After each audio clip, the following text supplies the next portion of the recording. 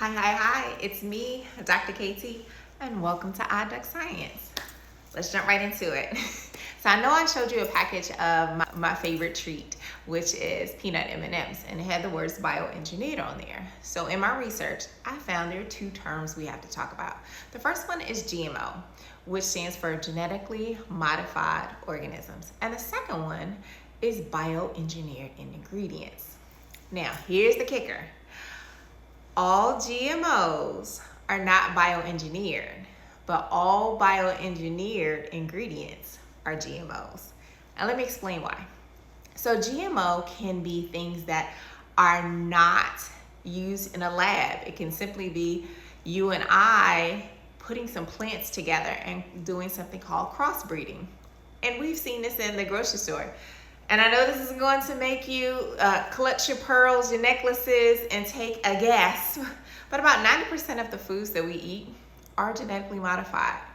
So let's go down the list. If you all have seen broccolini in the store, yeah, that is GMO. It is a hybrid of Chinese broccoli and the broccoli that we know here in the US from day to day. If you all have ever had any of those cotton candy grapes, those are actually made of 2 or 3 different types of grapes that are naturally found occurring in the earth. The first time I saw them, I said, oh my goodness, nope, that's a science experiment that I do not want to participate in. But actually, it's no chemically altering DNA, it's simply crossbreeding them together. Another one, since I'm from the South, a sweet thing that I love to eat in the summer is sweet corn. Sweet corn is actually crossbred between a couple different strands. So what you're seeing is a lot of what we're eating is GMO. Now, we crossed over in about 2022, 2025, leaders wanted a more measurable account or a measurable definition that we could use to talk about how DNA was actually altered in food. And that's how we got the term bioengineered ingredient. So what that means is about 5% of the DNA in an ingredient is altered and it can be tested in the final product. So that means in my peanut M&M, something in there has been tested that has altered the DNA and it shows up in the final product. Now, it will not tell you what ingredient it is. We just know that it's something within there. So it could be the chocolate, it could be the peanut, it could be the sugar, it could be quite a few things. Now, I know some of you may be wondering, well, Dr. KT, why would we do anything with GMO? Of course, there are pros and cons. The pros about it, I think about growing up, my grandfather was a huge gardener and he always used pesticides on his tomato plants and cantaloupe, watermelon, whatever he was growing.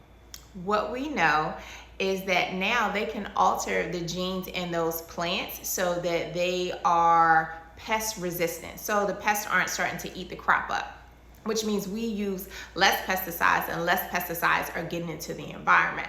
So there's a plus there.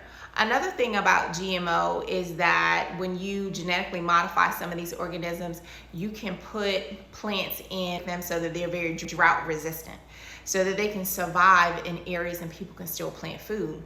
You can also enhance ingredients. So there's something called a golden rice where you can increase the amount of vitamin A so that you can give it and make sure that it's more fortifying to the diet of people who are missing there. So those are some pretty good pros. Now let's look at the con side. The con side, I have quite a few. One of the things that I want to know about is as we're altering the DNA in these plants, I want to know what the lasting effect is. Right now, the FDA and the EPA are saying that these ingredients are safe and they're not causing any harm to us or the environment. But I wonder, whenever we play with nature, nature has a way of fighting back and nature bites back big time. So I'm wondering if we're going to see something where we're creating a new species of pest, if we are creating a hazardous environment for areas in the wild, meaning outside of the crops. Like if you think about down the street on the side where the grass is growing, are we creating some type of wild or invasive species because we've altered the natural habitat? And as we're talking about, these seeds kind of traveling because they don't stay in the same place, what if the animals are getting into them? Which leads me to my second concern. Now, what we do know is that poultry, think about eggs, think about meat. What happens is a lot of those cows, pigs, chickens are eating genetically modified foods, and it's fit for them, and according to the FDA, it's safe. Well, they eat that food, and then of course, they go to the slaughterhouse and it is prepared for us. The meat that you buy in the grocery store does not have to be labeled to say that it is bioengineered.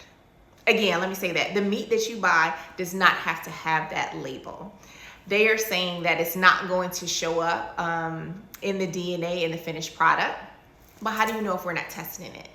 And it is a regulation. It is a loophole that you can get through and you don't have to test it. So that makes me pause. And it also gives me another question. So with all of this genetically modified organisms and these bioengineered ingredients, are we seeing long-term health effects? Like this global issue of obesity, especially in the United States, is it linked to having so many GMO foods? Is that why we have this Ozempic craze right now? Because our food is what's causing us harm and keeping people from being able to lose weight.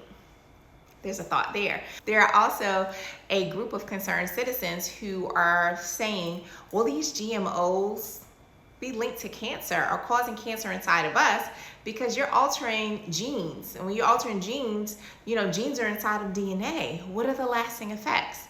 Now, the American Cancer Association said they have not found any type of data that says that GMOs and bioengineered ingredients are linked to cancer. I think it's simply too early to tell. I think more research needs to be done. Now, if you're thinking now, oh gosh, I have to throw everything away, you don't have to. There is a way to get away from GMO, but it's pricey. The only way that you can get away from having any GMO products is to buy 100% organic. Not just organic, it has to say 100%. And we know groceries are expensive. So now we get to jump into the 3Ds with that information. The first D, let's decode the science. Labels are popping up with things like GMOs and genetically modified organisms, or you're seeing bioengineered ingredients. One has a very strict law that has to be followed, and that goes for the bioengineered ingredients. The other one, GMO, is a very broad term that could go as far as just simply cross-pollination. 2, how does this affect me? How does this affect my community? Oh, let's jump into that. We have to become smarter shoppers.